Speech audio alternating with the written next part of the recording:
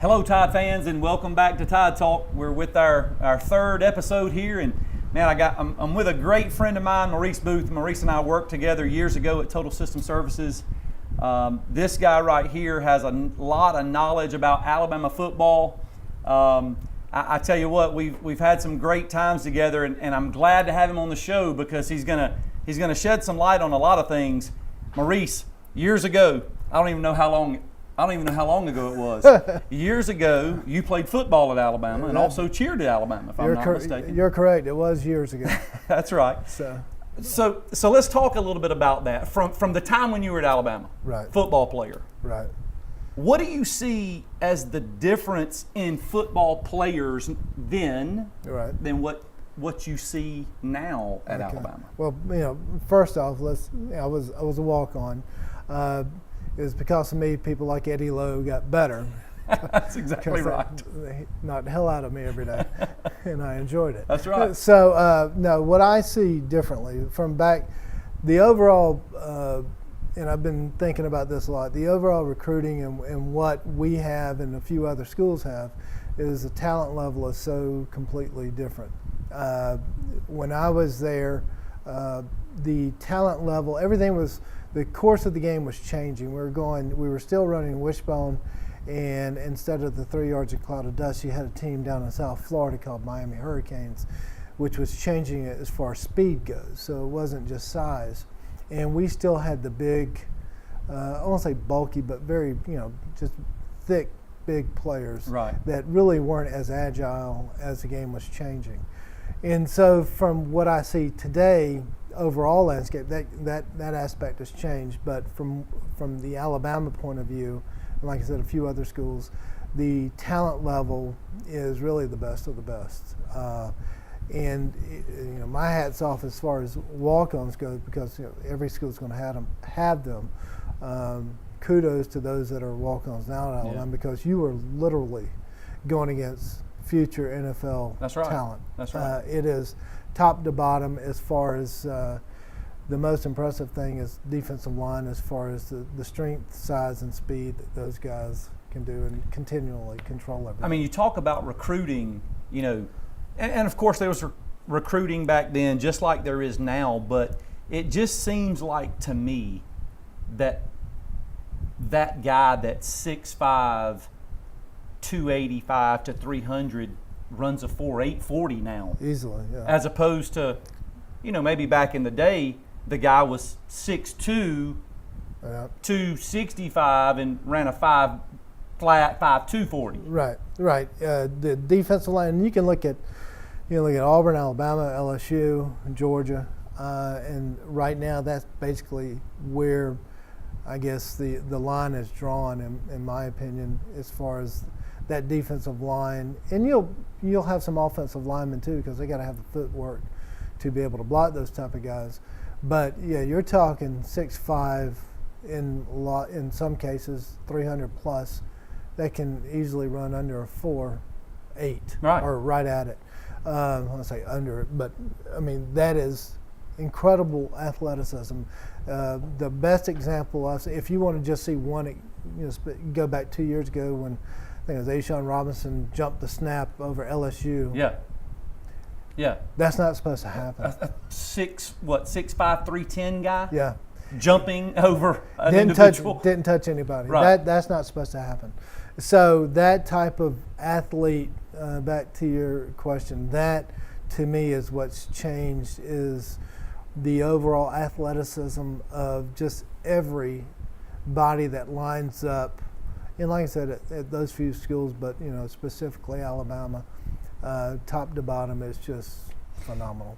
And it leads me into the next question because, over the course of Nick Saban's tenure, he's really kind of changed his thought process with hurry up offenses and the way, I remember back when Mount Cody, was our nose guard and he was literally 360 pounds and played nose tackle and just dominated. Kept moving.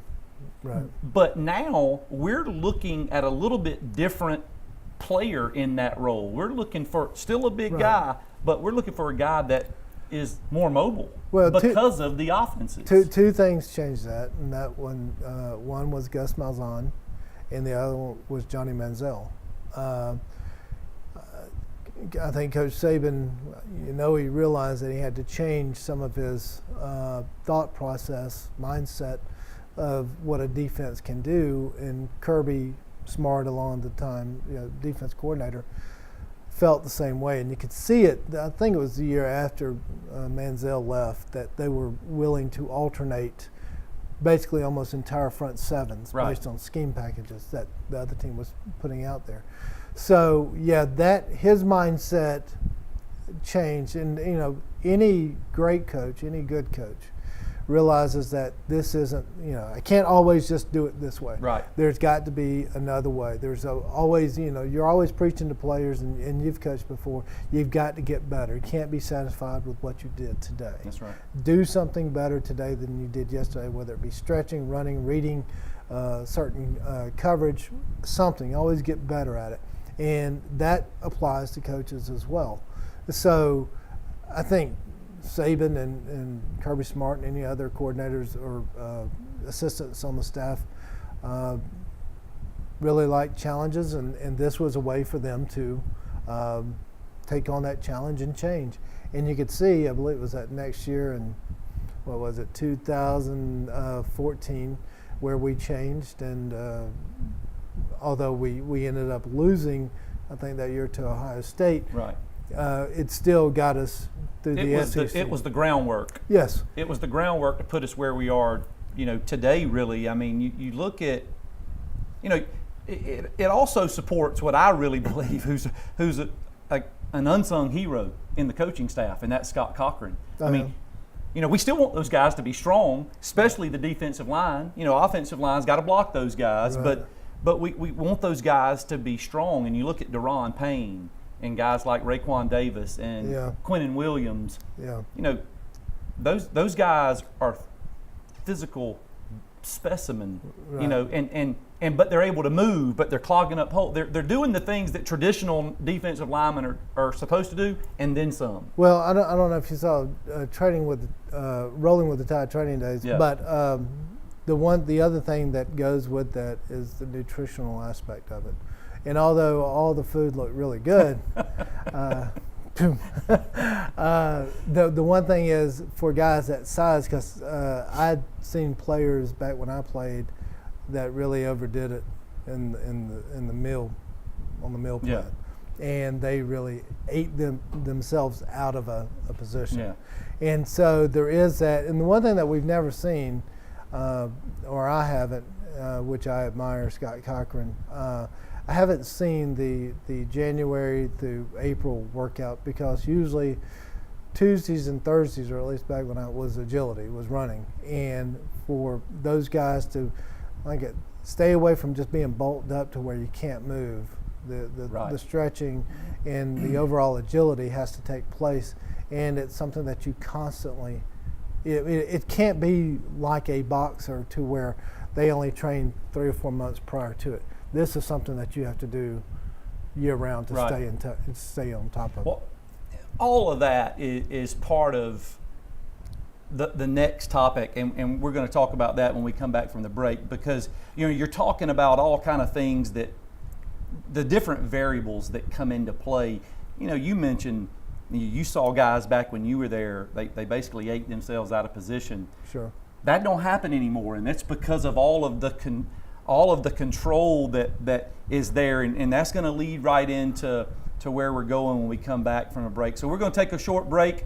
Compliments of Bob English and State Farm Insurance. Hold your seats, fans. We'll be right back with Tide Talk.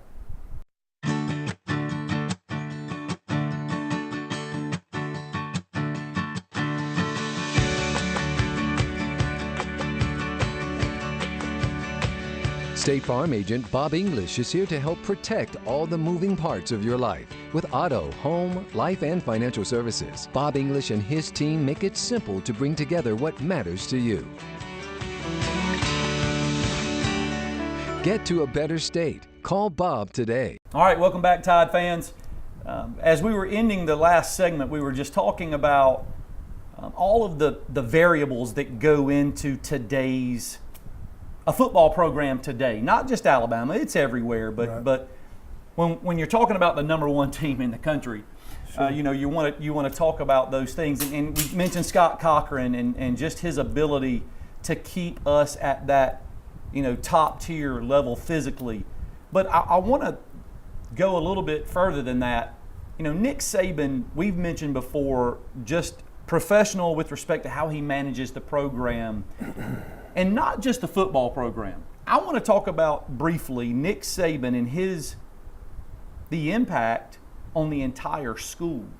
And again, you can relate because you were there. I mean, look at the things that have taken place since he's been there, and we've seen some success from a football perspective. Well, I've spoken to several people that I graduated with, and some other former players that I played with. I wish we would have bought property around. That's right. Especially around the practice field, because where this huge condo is now, it used to be Bama Bino Pizza, and I wish I'd have bought that store or just that lot. But the overall, it was Dr. Witt that said, I believe on 60 Minutes, that Nick Saban is the single greatest investment that the University of Alabama has ever made. And that's, you're talking about a school that's been around, since 1835. So that's quite a statement, and the numbers kind of back it up. Speak for themselves. Yeah, I mean, you look at it. When I was there, enrollment was around 17,000 tops. Now it's at 37,000.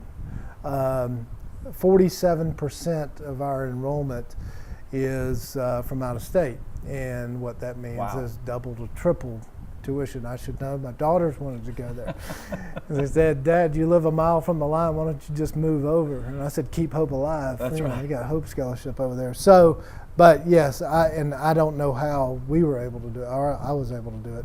But what Saban has done, and I think it's indirectly, I don't think it was anything he planned to do, but the overall success as far as that city goes itself, I mean, you have other contributing factors like the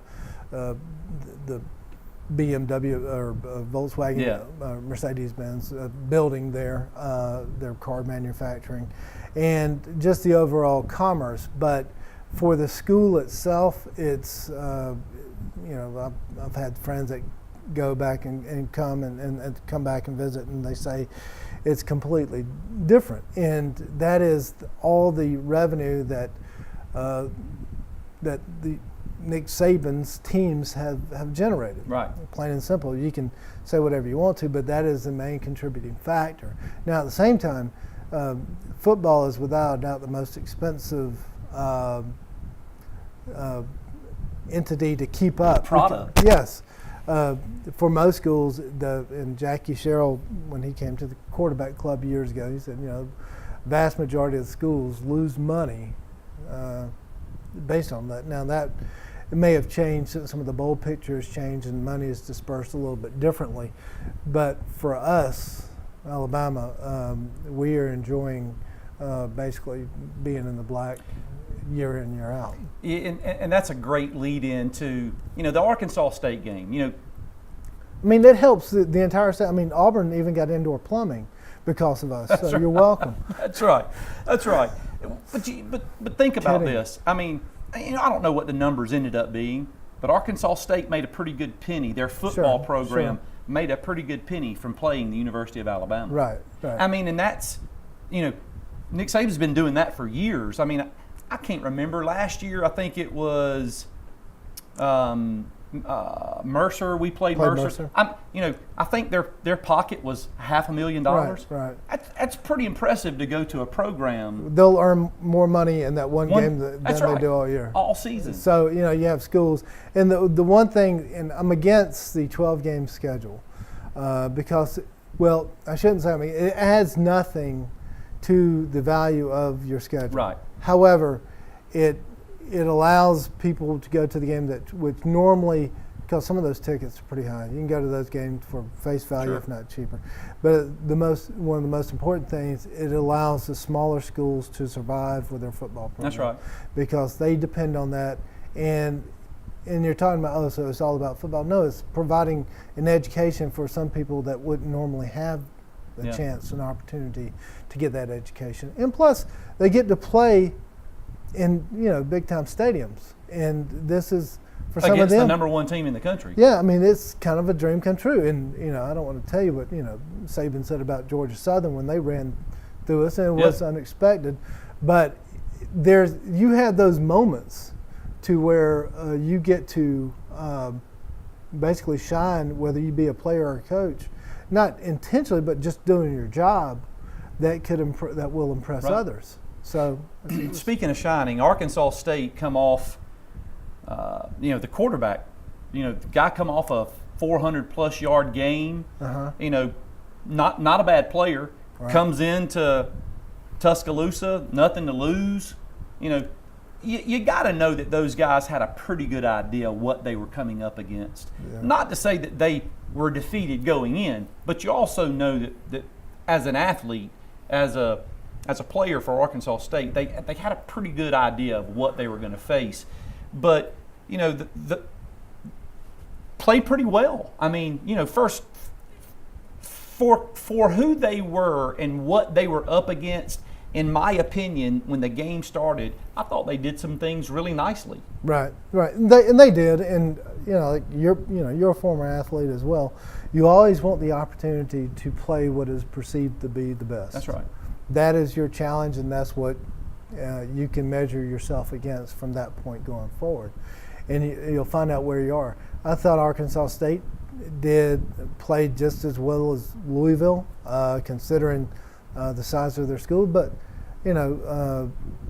Arkansas State is 5 of the past 7 years won the Sun Belt. Yeah. They're nothing to, and that conference is a nice conference that is competitive. Top few teams every year that will have somebody in there. I mean, Troy beat LSU last year. Yeah.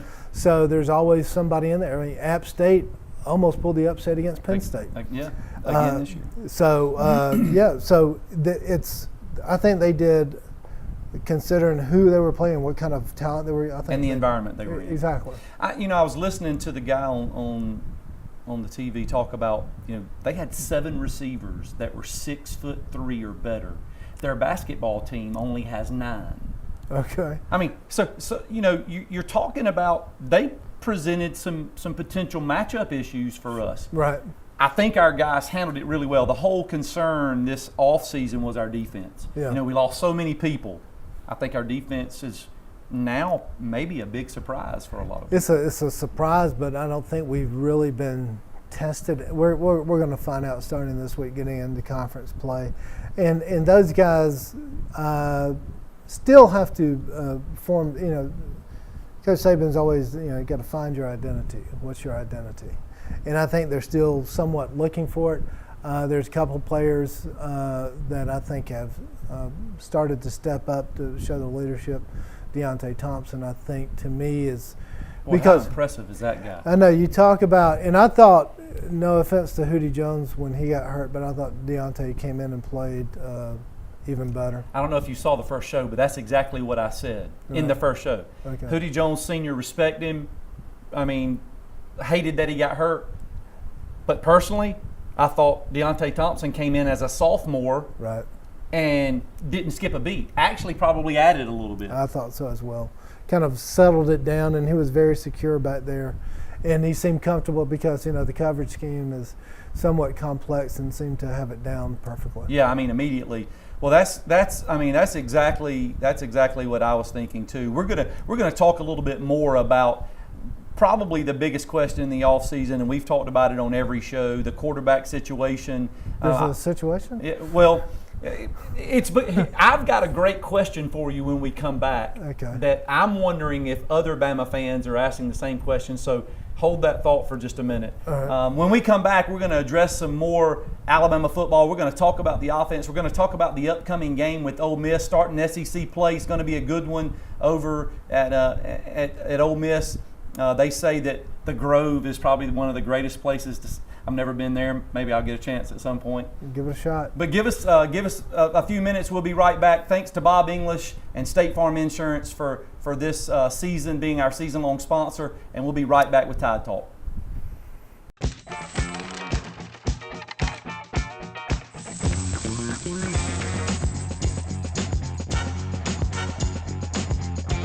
Savings this big come with their own theme music. State Farm agent Bob English in Phoenix City can help you get all the discounts you deserve with a free discount double check. After all, real savings should fold, not jingle. Get to a better state. Call Bob today. All right, Tide fans, welcome back to Tide Talk. As I mentioned before the break, I don't know about you, Maurice, but I'm wondering if other people are having the same question that I have, and that is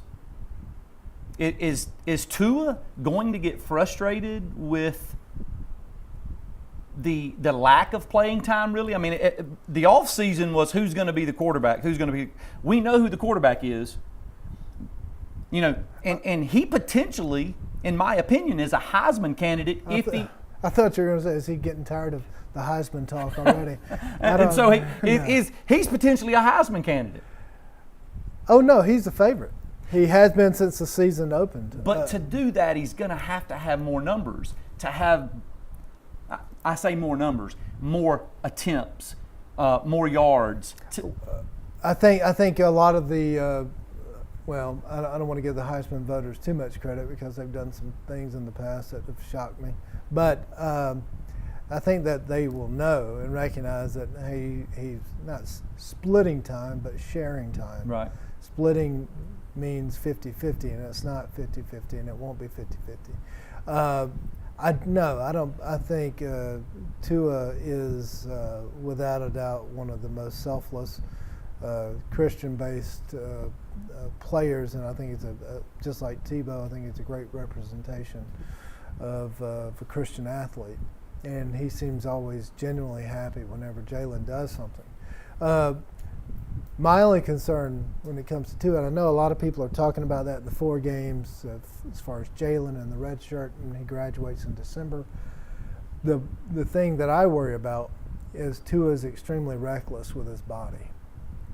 I think he puts himself in and I wish, and I don't know what Dan Enos is, his quarterback coach is telling him and so forth, but there are times when I think he puts his body at risk for injury, which I don't think needs to happen. Right.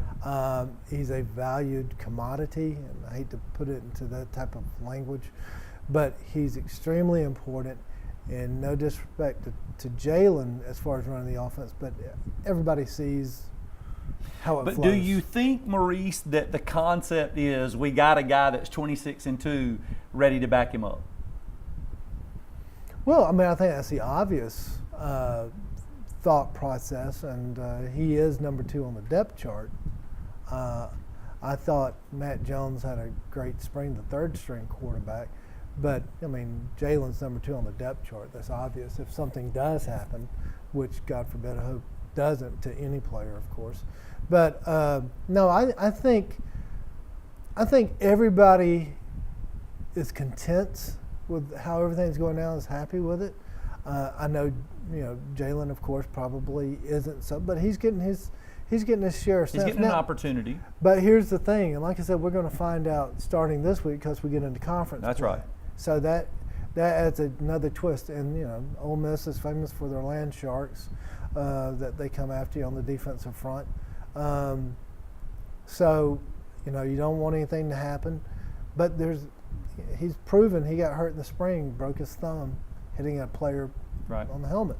So you never know, especially when a quarterback puts himself into a situation to where it's going to hurt. It'll be interesting to see when we start SEC play how the playing time shakes out. It'll be much like it is today.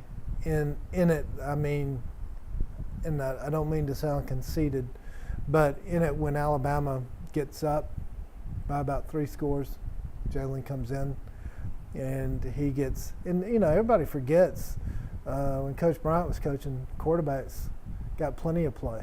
It was like, you get your 3 series, get the next guy Right. in, and That's so right. forth. So I think it'll stay the same. And like I said, I don't mean to sound conceited, but I think the offense is capable of scoring around 50 points per game. Yeah, we talk a lot about, the players surrounding the quarterback, and I think that's critical. I think it's important to note. Coker wasn't a phenomenal quarterback, but he won a national championship, and a lot of that had to do with the fact that he was surrounded, by 5 stars, Supreme talent. incredible offensive line, very bright guy running the offensive line. He wasn't the most fleet of foot. That's exactly right. Listen, A.J. McCarron, right. Wasn't the high profile quarterback. No. But by the way, he won 2 national championships. Right. So I don't think that we, and I say we, Alabama fans, is really used to the quarterback conversation like we've had, because we've never really had that. That's been always the one piece that a Saban team is missing. No disrespect to Greg McElroy, John Parker, That's right. AJ. But he's never. And Tua is special in the fact, if you go back and listen to what Trent Dilfer said after his Elite 11, and I'm like, dude, you're just pumping up your own program. Right. That's right.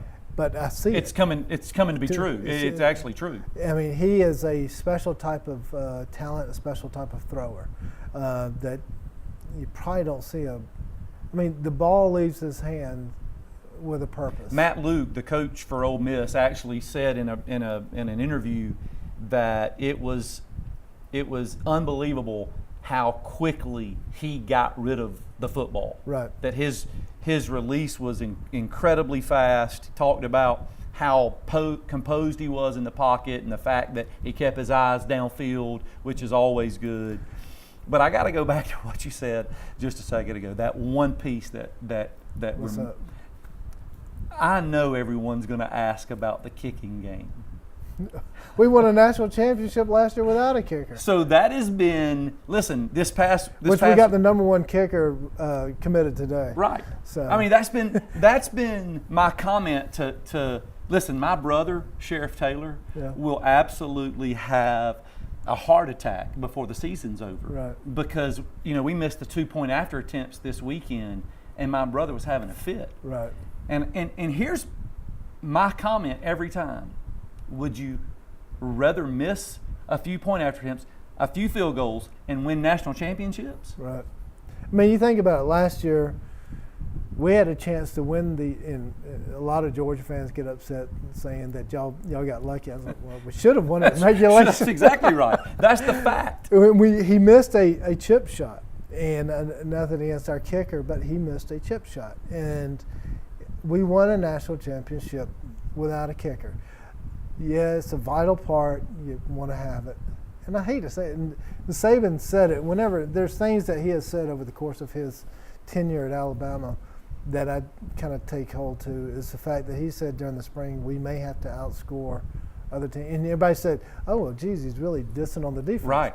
No, the way I see it is he's saying this offense. This offense is pretty good. Yeah. Yeah. Exactly. It's like it's like Loxley made the comment, we've always had to rely on the defense to score, to stop. Yeah. That it was Alabama defense. Right. He wants to change that mindset. He wants us to be recognized and feared as offensive.